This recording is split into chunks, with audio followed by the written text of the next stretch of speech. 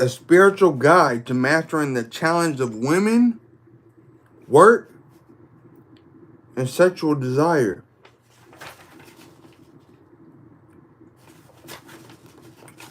Boy, this book right here,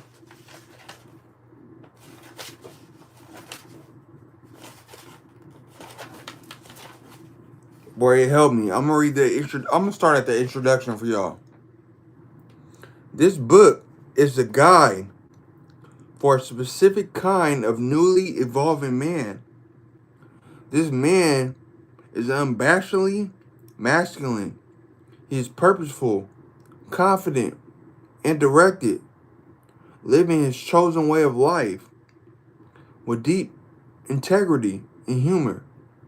And he is sensitive, spontaneous, and spiritually alive, with a heart commitment to discovering and living his deepest truth.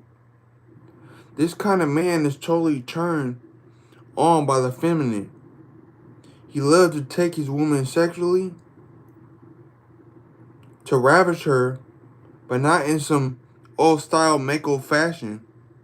Rather, he wants to ravish her with so much love. She has vanished. They both vanish in the fullness of loving itself. He is dedicated to incarnating love on this earth through his work and his sexuality. And he does so as a free man, bound neither by outer convention nor inner cowardice. This newly evolving man is not a sacred bully, posturing like some King Kong in charge of the universe. He has embraced both his inner masculine and feminine, and he no longer holds onto either of them. He doesn't need to be right all the time, nor does he need to always be safe, cooperative, and sharing. Like a Mr. Nice Guy, he simply lives from his deepest core, fearlessly giving his gifts, feeling through the fleeting moment into the openness of existence. Today, totally committed to magnifying love, to help illuminate the purpose of the way of the superior man. I will draw on a few principles of sexuality and spiritual growth, which are developed in my book, Intimate Communion. Until fairly recently, modern roles for men and women were fixed and separated. Men were supposed to go out and earn money. Women were supposed to stay home and take care of the kids. Men often manipulated their women through physical and financial dominance and threat. Women often manipulated their men through emotional and sexual strokes and stabs. The typical and extreme of this previous time are the Mako jerk and the submissive housewife. If you are reading this book, you have probably outgrown the first stage of sexual identity, or at least you can smile about it. Next came, and is still coming, a stage in which men and women both sought to balance their inner masculine and feminine energies toward 50-50, becoming more like one another. For instance, in the United States in the 1960s, men began to emphasize their inner feminine. They learned to go with the flow. They let go of their rigid, one-dimensional masculine stance and embraced long hair, colorful clothes, nature, music, and a more carefree and sensual lifestyle. All means of embellishing or magnifying radiance, energy, and the abundant force of life, magnifying the feminine. Meanwhile, Many women were doing just the opposite. They were magnifying their inner masculine, which, at the level of human character, appears as direction or clarity of purpose and vision. Women gained financial and political independence. They strengthened their careers, focused more on personal long-term goals, went to school in increasing numbers for advanced degrees, and learned to be more assertive in their needs and desires. Chances are, if you are reading this book, you are more balanced than your parents were. If you are a woman, you are probably more independent and assertive than your mother was. If you are a man, you're probably more emotionally expressive and open-minded than your father was. Or at least, such qualities seem acceptable to you, even if you don't express them yourself. Remember, not that many years ago, a man who got his hair styled or a woman who wore a business suit was often considered suspect. It was a good thing. As time progressed, for men to embrace their inner feminine and women to embrace their inner masculine, they became less fragmented and more whole in the process. They became less dependent on each other. Men could, indeed, change diapers, and women were completely capable of emptying the mousetraps. Mako men became more loose and feeling. Submissive housewives became more independent and directed. In terms of social roles, men and women became more similar. This was an improvement for everyone. But this 50-50 stage is only a second, an intermediate stage of growth for men and women, not an endpoint. Side effects of this trend towards sexual similarity can be seen as a major cause of today's unhappiness and intimacy. They trend toward 50-50 has resulted in economic and social equality, but also in sexual neutrality. Bank accounts are balancing while passions are fizzing out. Men are less mako while sex and violence continue to increase on TV and in the movies. Women are more in control of their economic destiny while they go in increasing numbers to therapists and doctors to cope with stress-related disease. Why is this happening? In my workshops and consultations, I hear independent and successful women complaining that many of today's men have become wimps, too weak to really trust. Sensitive and affectionate men are complaining that many of today's women have become ball busters, too ardent, and emotionally guarded to fully embrace. Is this the ultimate expression of human sexual wisdom and evolution, or is this another step to take? To answer these questions, we need to understand the nature of sexual passion and spiritual openness. Sexual attraction is based on sexual, which is the force of passion that arcs between masculine and feminine poles. All natural forces flow between two poles, the north and south poles of the earth, create a force of magnesium. The positive and negative poles of our electrical outlet or car battery create an electrical flow. In the same way, masculine and feminine poles between people create a flow of sexual feeling. This is sexual polarity. This force of attraction, which flows between the two different poles of masculine and feminine, is the then often disappears in modern relationships. If you want real passion, you need a ravisher and a ravishee. Otherwise, you just have the two buddies who decide to rub Gentiles in bed. Each of us, men or women, possesses both inner masculine and inner feminine qualities. Men can wear earrings, gently hug each other, and dance in the woods. Women can change the oil in the car, accumulate political and financial power, and box in the ring. Many can take care of their children, and men can take care of their children. Women can fight for their country. We have proven these things. Just about anyone can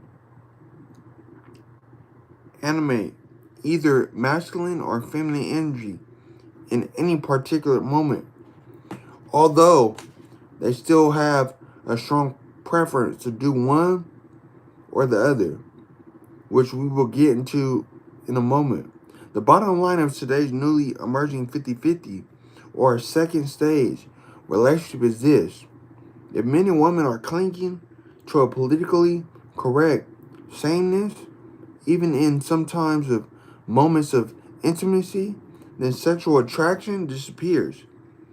I don't mean just a desire for intercourse, but the juice of the entire relationship begins to dry up.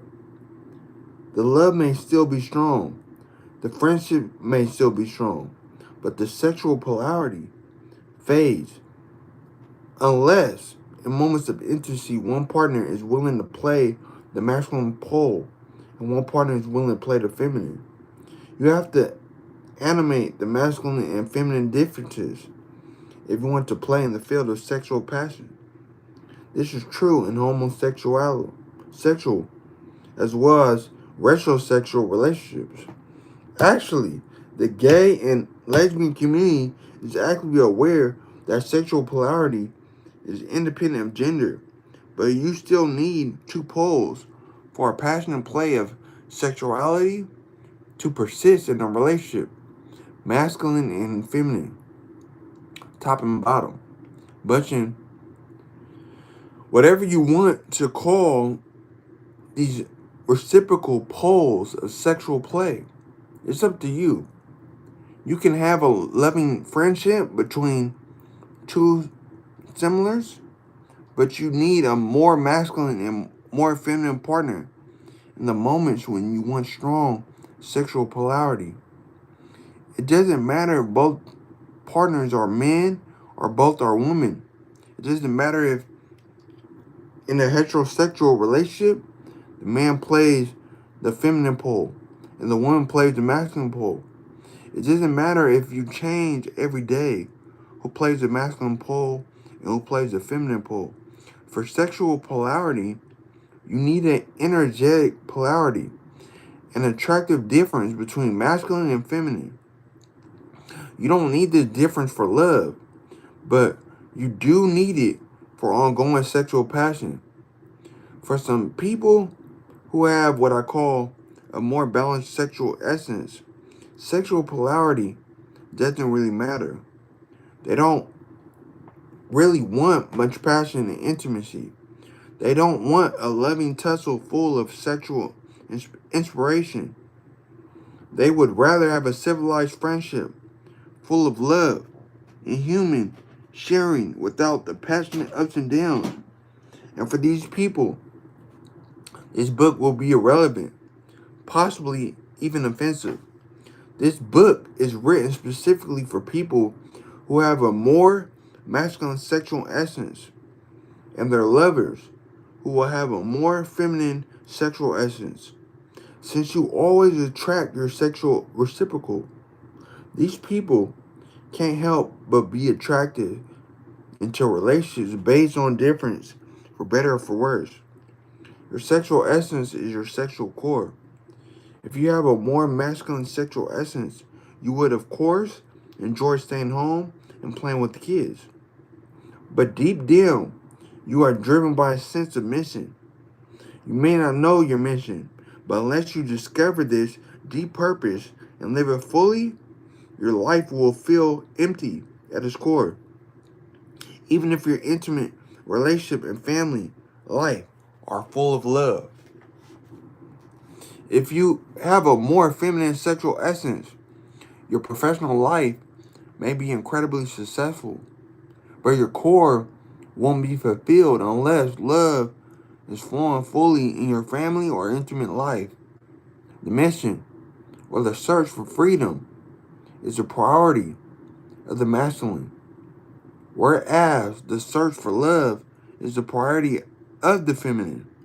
This is why people with masculine essence would rather watch a football game or boxing match on TV than a love story. Sports are all about achieving freedom, such as by breaking free of your opponent's tackle or barrage of punches, and about succeeding at your mission by carrying the ball into the end zone or remaining standing after 10 rounds. For the masculine, mission, competition, and putting it all on the line, indeed, facing death, are all forms of ecstasy. Witness the masculine popularity of war stories, dangerous, and sports playoffs. But for the feminine, the search for love touches the core. Whether on soap operas and love stories or talking with friends about relationships, the desire for love is what appears in feminine forms of entertainment. The feminine wants to be filled with love, and if the bliss of real love is not forthcoming, chocolate and ice cream or a good romantic drama will do. The masculine wants to feel the bliss of a life lived at the edge. And if he doesn't have the balls to do it with himself, he'll watch it on TV, in sporting events and cop shows.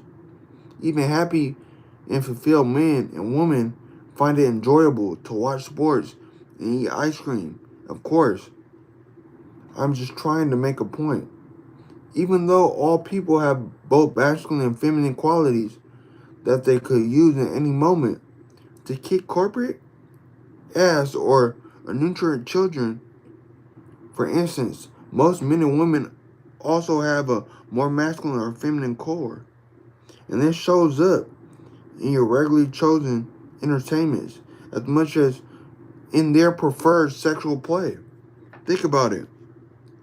Would you rather that your sexual partner was physical stronger than you?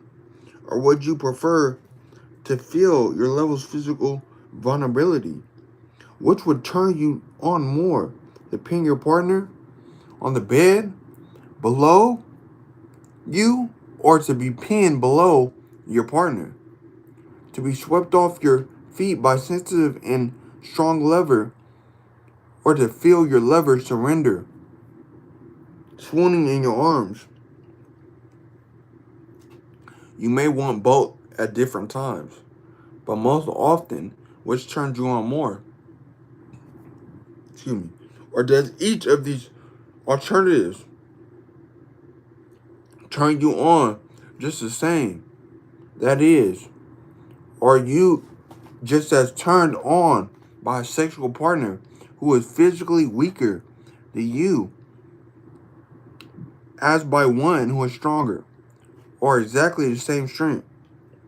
Most people, about 90% in my experience, seem to have a definite preference. They definitely either prefer that their partner's skills, the cockroach crawling toward them, or they're fine with doing the crunchy job themselves, perhaps with sporting fever. Most people clearly favor watching a romantic love on story to a bloody boxing match or vice versa. They might be able to enjoy both at times, but their core becomes more emotionally involved in one or the other.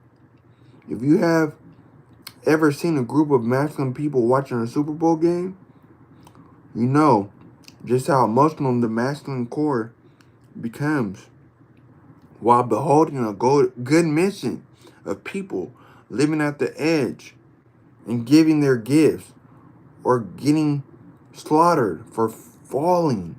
So about 90% of people have either a more masculine or more feminine sexual essence, passionately, lovingly, and fiercely. They would like to be ravished by or to ravish their intimate partner at least some of the time, in addition to having a loving friendship. This holds true for homosexual and heterosexual people alike. About 10 people and about 10% of people, men and women, heterosexual and homosexual, have a more balanced essence. Boxing matches and love stories equally make them emotional or not. It doesn't really matter to them whether their lover is physically stronger or more vulnerable than them. Sexual polarity just isn't that important to them in relationships anyway. Regardless of gender or sexual orientation, if you want to experience deep spiritual and sexual fulfillment, you must know your natural sexual essence, masculine, feminine, or balanced, and live true to it.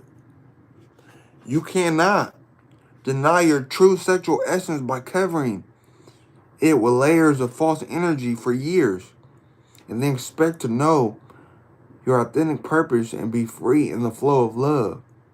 This book is a guide to shredding pretense and living true to your core, specifically for people who have a masculine sexual essence and their feminine essence lovers who have to deal with them. In a well-intentioned effort to provide equal opportunity and rights for men and women, many people are squashing their true sexual essence. They don't have to. It's certainly possible to provide equality while also living true to your masculine or feminine core. But most people don't, so they suffer. Most people are forgetting about that the sameness that works in the office does not work in intimacy for about 90% of couples. Those couples compose of partners with masculine and feminine essences rather than balanced essences. If sexual passion is the flow in those polarized intimacy, masculine and feminine differences should be magnified, not diminished, in moments of intimacy. When these polarities are lessened due to family and work obligations, sexual attraction is diminished, along with spiritual depth and physical health. Stressing your masculine or feminine essence in a falsely balanced persona affects virtually every part of you. Many people with true feminine essences manifest a whole range of disturbed psychological symptoms as their feminine energy dries up due to running excess masculine energy through their body. Year after year, in order to fit in to the masculine style of work, and many people with masculine essence seeking to fit in with the feminine style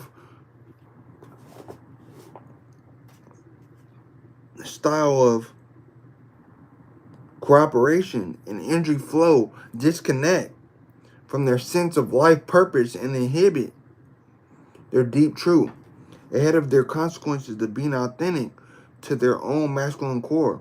Hence the frequent complaints about too many ball busters and wimps. Complaints about ball busters and wimps.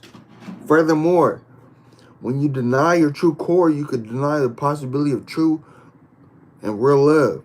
Love is openness through and through, and true spirituality is the practice of love, the practice of openness. A person who denies their own essence and hides their true desires is divided and unable to relax into the full openness of love. Their spirit becomes cramped and kinked, unable to feel the natural ease of unconstrained power of their own core. They feel threatened and frightened. This fear is the texture of their inability to open fully in love. Such a person is spiritually handicapped, obstructed at heart and at heart. Even though they may have achieved a safe relationship and a successful career. So as a culture, we have advanced in terms of personal freedom, sexual equality, and social rights. But we have remained spiritually thwarted and afraid for the sake of individual autonomy and social fairness, with only good intentions in mind. We have erroneously begin to deny, smooth out, and neutralize our masculine and feminine differences. In doing so, people often end up denying their deepest core desires, which are rooted in their true sexual essence. A lot of people today think they have a balanced sexual essence, but in most cases, they are spiritually suppressing the natural desires which spring from the real masculine or feminine core. It is important to admit what is real if you are going to really deal with your life. The way the superior man focuses on many of those issues, which we often sidestep or deny. For example, if you truly have a balanced sexual essence, then you are just not that sexually distracted by anyone. But if you are, for instance, a heterosexual man with a true masculine sexual essence, then you will be more or less constantly sexually attracted to feminine women who see you all day, at the workplace, and on the street. To married women, as well as teenage girls, as long as they shine the feminine light, you will feel the pull. How do you turn the potential sexual problem into a spiritual gift? If you have a masculine sexual essence, then you will probably admit, if you were being brutally honest, that your intimate relationship is not just as important to you as a mission in your life, but you still want a full and energetic intimate relationship, perhaps quite badly. How do you deal with this often misunderstood dilemma? To answer questions such as these as clearly as possible, I have chosen to write this book as if speaking to the most common case of a masculine sexual essence. A heterosexual man with a masculine sexual essence. As I've said, there are many other possible arrangements of gender, essence, and sexual preference. You could, for instance, be a heterosexual woman with a masculine essence married to a man with a feminine essence, or a homosexual man with a masculine essence married to a man with feminine essence. And the principles in this book will still apply to you. But I trust the reader to make the appropriate adjustment in working for his or her own unique case if it is different from this most common one. I suppose the book could have been called The Way of the Superior Person with the masculine essence, but the whole thing will become unwieldy if I try to unfold every possible perpetration of me and she in masculine sexual essence, and balanced sexual essence, and feminine sexual essence, in every possible heterosexual, bisexual, and homosexual relationship. In the end, I opted for simplicity. You can add the perpetrations yourself. If you or your partner has a masculine sexual essence, regardless of autonomy, gender, or sexual preference, this book will help you clarify your life and enable you to give your deepest gifts, personally and at work, sexually and spiritually. The Way of the Superior Man is a book written explicitly for people who have already achieved respect for other genders and sexual preferences, and who consider men and women to be social, economic, and political equals. Now, we are ready to move to the next stage, grounded in this mutual respect and equality, but celebrating the sexual and spiritual passions inherent in the masculine and feminine polarity.